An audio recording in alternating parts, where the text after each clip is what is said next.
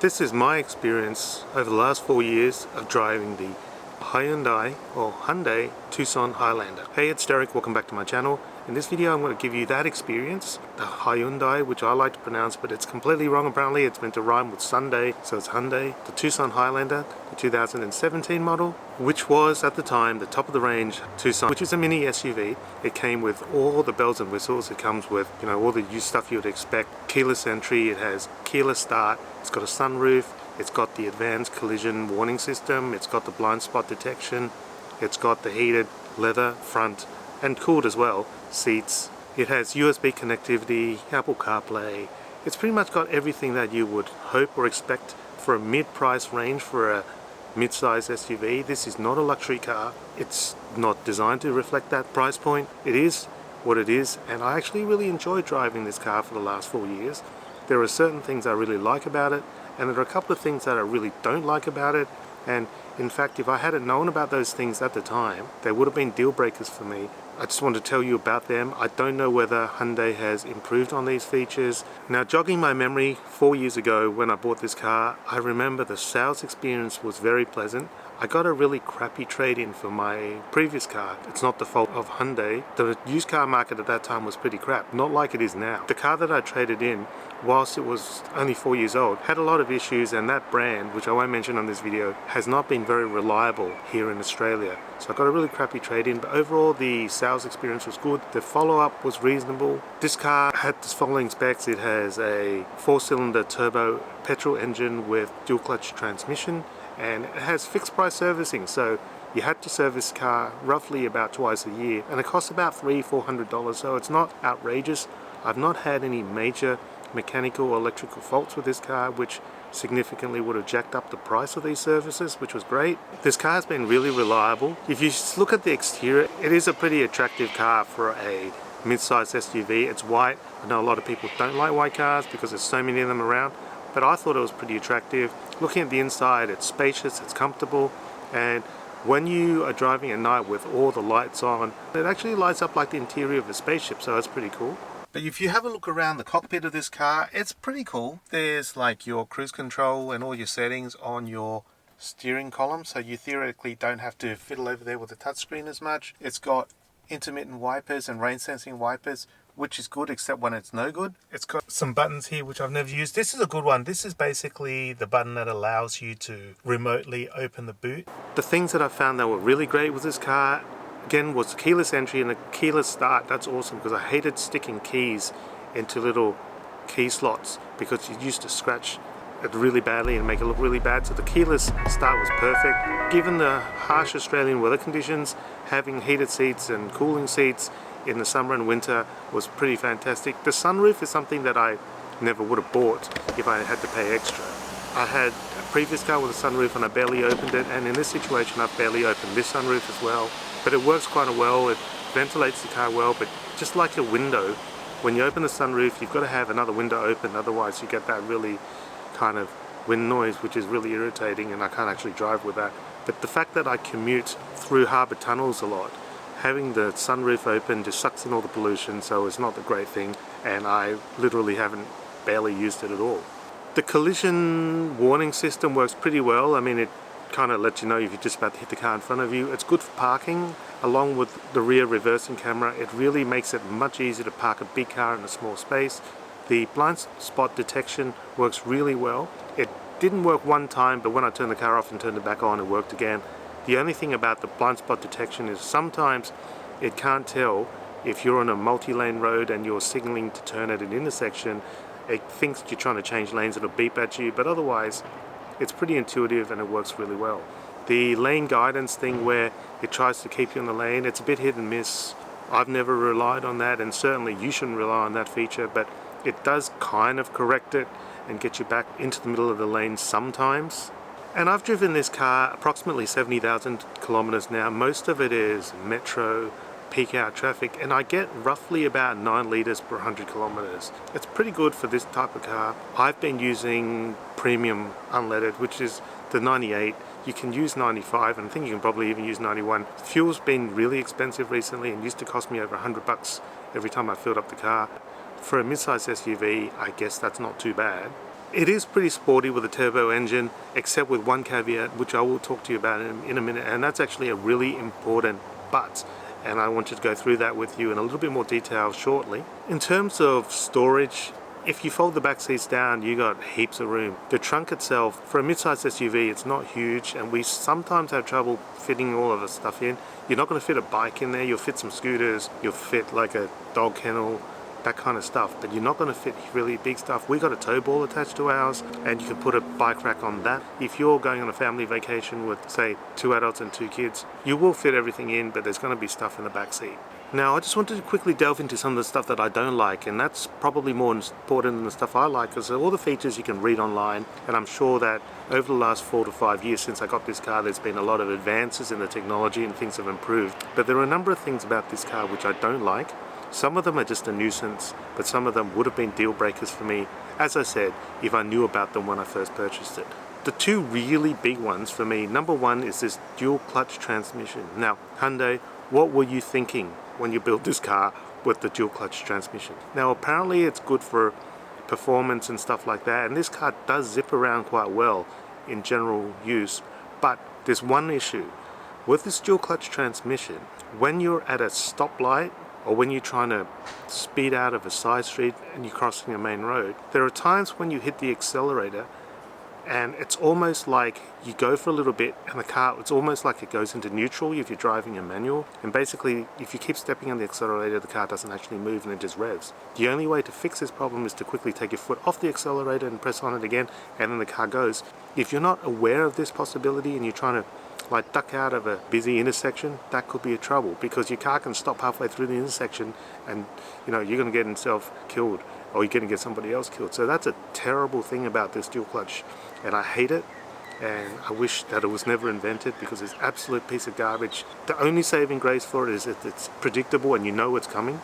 But if you're just driving the car for the first time, or you're just lending it to somebody, or for some reason you've forgotten about it, it's the worst feature in this car. Other things I don't like, this electronic handbrake thing.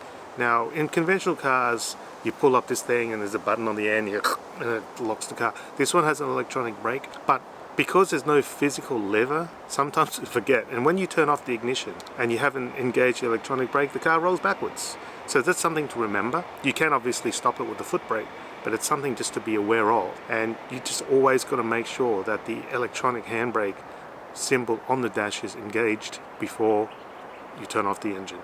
Another pet hate is this stereo system. So basically, I don't know how it works in every other car. I may be wrong in that it's only unique to this car, but whatever volume you had on your music when you turn off the engine, so unless you switch the volume off when you turn the car off, next time you start the car, it'll be that volume. So if you happen to be blazing some heavy rock tune because you want to keep awake, or you're just blasting some rap or something like that, the next time you turn on the car, it's going to be just as noisy, and if you don't remember that, it's going to freak you out, and it's not a pleasant thing. I guess it'd be good if there was some way that it could reset the volume when you turn the car off, but there isn't. Some other things about the technology of this car, the sat-nav that comes built in, it's okay.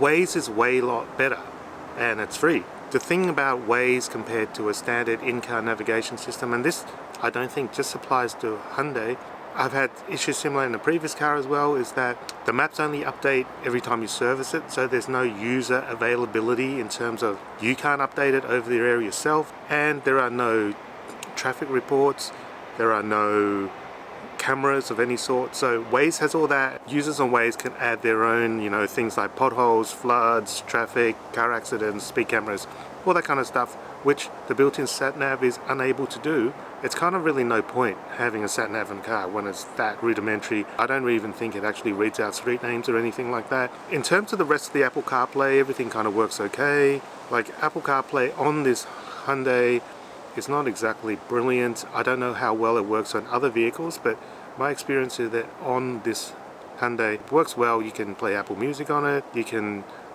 use Waze, as I said. You can use Scribed, which is what I use to listen to audiobooks. That's pretty much about it. There's not a lot of other stuff you can do with Apple CarPlay. Obviously, except for, you know, using Siri to make phone calls and send text messages. The thing about it, it's not designed so that you can watch stuff on the screen. So it is a very basic feature which is available in every car.